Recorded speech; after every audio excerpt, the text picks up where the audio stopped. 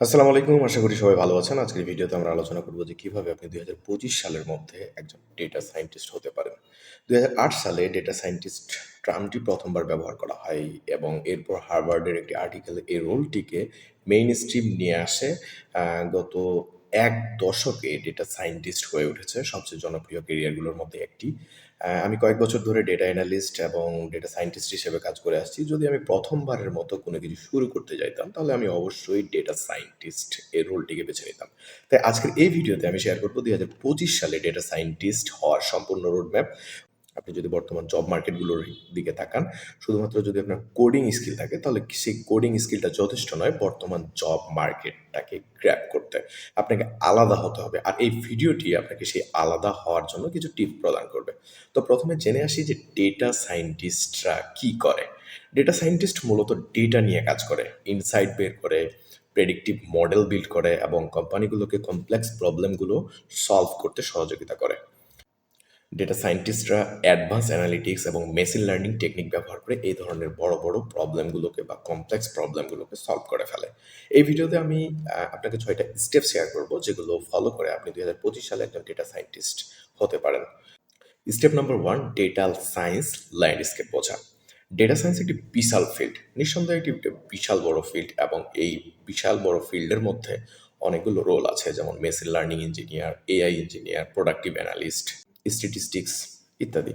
প্রথমবার আপনাকে বুঝতে হবে যে এই রোলগুলো আসলে কি করে এবং কোন রোলটি আপনার জন্য সঠিক। যদি আপনার মাথায় কোনো স্পেসিফিক কোম্পানি থাকে, যেমন গুগল, মেটা, তাহলে আপনি তাদের জব ডিসক্রিপশনগুলো চেক করে দেখুন যে তারা কোন ধরনের ডেটা অ্যানালিস্ট বা ডেটা সায়েন্টিস্টদের হায়ার করতেছে, তারা কী ধরনের স্কিল চাচ্ছে, এবং সেই স্কিলগুলো আপনি শিখে ফেলুন বা সেরকম আপনি রোড ম্যাপ তৈরি করে ফেলুন। Step number 2, statistics foundation build করা। স্ট্যাটিস্টিক্সের ফাউন্ডেশন বিল্ড করা অনেক গুরুত্বপূর্ণ। ডেটা সায়েন্টিস্ট হওয়ার জন্য এই স্ট্যাটিস্টিক্স হলো সবচেয়ে গুরুত্বপূর্ণ একটা ধাপ। অনেকে বলে কোডিং দিয়ে শুরু করতে, কিন্তু আমি বলবো স্ট্যাটিস্টিক্স দিয়ে শুরু করুন। Inferential statistics, probability distribution, hypothesis testing, time series analysis, এরকম ইত্যাদি স্কিলগুলো আপনি স্ট্যাটিস্টিক্স দিয়ে শিখে ফেলুন। এই কনসেপ্টগুলো যখন আপনি মাস্টার হতে পারবেন, তখন ডেটা সায়েন্স বা ডেটা অ্যানালিস্ট আপনার বোঝার অনেক সহজ হয়ে যাবে। স্টেপ 3, মেশিন লার্নিং ফান্ডামেন্টাল শেখা। মেশিন লার্নিং শেখার জন্য সুপারভাইজিং লার্নিং এবং আনসুপারভাইজড লার্নিংয়ের উপর ফোকাস করতে হবে। সুপারভাইজড লার্নিংয়ের জন্য linear regression, logistic regression, decision tree, neural network, এই সবগুলো আপনাকে শিখে ফেলতে হবে। আনসুপারভাইজ লার্নিংয়ের জন্য K means clustering, principal concept analysis এবং এই ধরনের টেকনিকগুলো আপনাকে শিখে ফেলতে হবে। এগুলো সহজে শেখার জন্য আপনি চ্যাট জিপিটির মতো জেনারেটিভ এআই টুলস ব্যবহার করতে পারেন এই কনসেপ্টগুলো। এতে করে আপনি খুব সহজে বুঝতে পারবেন। স্টেপ নাম্বার ৪ হচ্ছে কোডিং স্কিল ডেভেলপ করা। ডেটা সায়েন্সের জন্য কোডিং হলো একটা টুল, যার মাধ্যমে আপনি ডেটা সায়েন্স অ্যাপ্লাই করবেন। পাইথন এবং এসকিউএল এই ২টি ল্যাঙ্গুয়েজ শিখে ফেলুন। পাইথনের জন্য পান্ডাস, নামপাই, ম্যাটপ্লটলিব এ ধরনের লাইব্রেরিগুলো শিখুন। এসকিউএল এর জন্য জয়েন, অ্যাগ্রিগেট ফাংশন, সাবকোয়েরি, তারপর হচ্ছে উইন্ডো ফাংশন এবং অ্যানালিটিক ফাংশন, এসব বিষয়গুলো শিখে ফেলুন। ডেটা ক্যাম্পের মতো প্ল্যাটফর্ম ব্যবহার করে আপনি ইন্টারেক্টিভভাবে এই স্কিলগুলো শিখতে পারেন।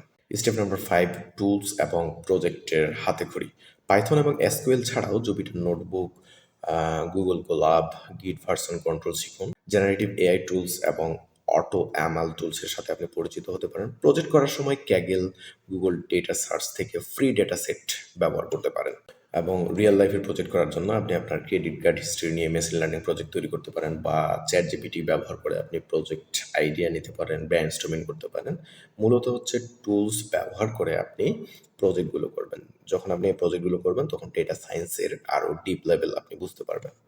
স্টেপ 6 হচ্ছে পোর্টফোলিও বিল্ড এবং ইন্টারভিউ প্রিপারেশন। আপনার প্রজেক্টগুলোকে একটি ওয়েবসাইটে পোর্টফোলিও হিসেবে রাখুন, বা এর জন্য আপনি লিঙ্কডইন ব্যবহার করতে পারেন, মিডিয়াম ব্লগ ব্যবহার করতে পারেন, গিটহাবে প্রোফাইল বিল্ড করতে পারেন। ইন্টারভিউ প্রিপারেশনের জন্য আপনি লিড কোডে কোড প্র্যাকটিস করতে পারেন। মক ইন্টারভিউ দিয়ে নিজেকে আপনি ঝালাই করে নিতে পারেন। এই ছিল এই ৬টা স্টেপ। আশা করি এই রোড ম্যাপটি আপনাকে ২০২৫ সালে একজন সফল ডেটা সায়েন্টিস্ট হওয়ার পথ দেখাবে। সঠিক স্টেপ এবং স্ট্র্যাটেজি ফলো করে আপনি আপনার ক্যারিয়ার গোল অর্জন করতে পারবেন। ভিডিওটি যদি ভালো লেগে থাকে, তাহলে লাইক, শেয়ার এবং কমেন্ট করতে অবশ্যই ভুলবেন না। আর হ্যাঁ, চ্যানেলটি সাবস্ক্রাইব করে রাখুন।